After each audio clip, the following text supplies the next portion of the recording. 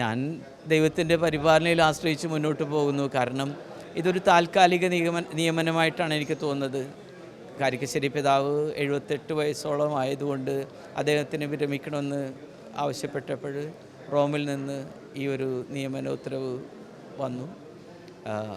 ഇതെത്രയും വേഗം അടുത്ത ഒരാൾക്ക് ഈ ഉത്തരവാദിത്വം ഏൽപ്പിച്ചു കൊടുത്തു കഴിയുമ്പോൾ എൻ്റെ ആ ദൗത്യം കഴിഞ്ഞു കണ്ണൂർ വീണ്ടും തുടരാനായിട്ട് സാധിക്കുകയും ചെയ്യും. ദൈവം ആണല്ലോ ഓരോ ഇടയന്മാരെയും ദൈവജനത്തിന് വേണ്ടി നൽകുന്നത്. അപ്പോൾ ഞാനിവരോട് അച്ഛന്മാരോടൊക്കെ ആവശ്യപ്പെട്ടത്, സിസ്റ്റേഴ്സിനോടും അൽമായ പ്രതിനിധികളോടും ആവശ്യപ്പെട്ടതാണെന്ന് നിങ്ങളെല്ലാവരും പ്രാർത്ഥിക്കുക. ദൈവം എത്രയും വേഗം നമ്മുടെ പ്രാർത്ഥന ശ്രവിച്ച് ഒരു നല്ല ഇടയനെ, ദൈവത്തിൻ്റെ ഇഷ്ടപ്പെട്ട ഒരു ഇടയനെ, ദൈവജനത്തെ നയിക്കാൻ യോഗ്യനായ ഒരു ഇടയനെ നൽകും. അപ്പോൾ അതുകൊണ്ട് എനിക്ക് പ്രതീക്ഷയുള്ളൂ. അപ്പോൾ ഒരു താൽക്കാലിക ഒരു കൂടുതൽ ഉത്തരവാദിത്വം അത് ദൈവം തന്നെ നടത്തിത്തരും എല്ലാം എന്നുള്ളതാണ് പ്രതീക്ഷ. കണ്ണൂരും കോട്ടപ്പുറവും 2 ഭൂപ്രതിയിൽ തന്നെ അപ്പുറം ഇവിടെ കിടക്കുന്ന സ്ഥലമാണ്. എങ്ങനെ ഓടിയെത്തി ഇതൊക്കെ കൈകാര്യം നോക്കി നടത്താം? കർത്താവിന് വേണ്ടി ഓടുക. അപ്പോൾ പിന്നെ നമ്മൾ ഒട്ടും ക്ഷീണിക്കുമല്ലോ.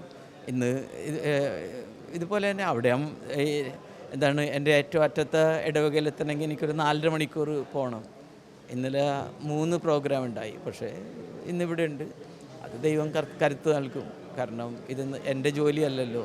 കർത്താവ് നമ്മളെ നയിക്കുന്ന കർത്താവ് തന്നെ അതിനുള്ള എല്ലാ അനുഗ്രഹവും തരുമെന്നാണ് എൻ്റെ പ്രതീക്ഷ. കോട്ടപ്പുറം രൂപതയെക്കുറിച്ച് നേരത്തെ നല്ല അറിയാവുന്ന ഒരു രൂപതയാണ്. എന്താണ് ഇതിൻ്റെ ഒരു പോസിറ്റീവായിട്ട് കാണുന്നത്?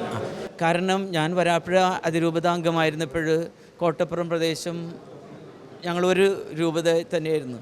അതുകൊണ്ട് ഇവിടുത്തെ സീനിയർ അച്ഛന്മാരെല്ലാവരും ഞങ്ങൾ ഒരേ വൈദിക സമിതിയുടെ അല്ലെങ്കിൽ ആ വൺ പ്രീസ്റ്റ്ഹുഡ് അതിൻ്റെ ഭാഗമായിരുന്നു.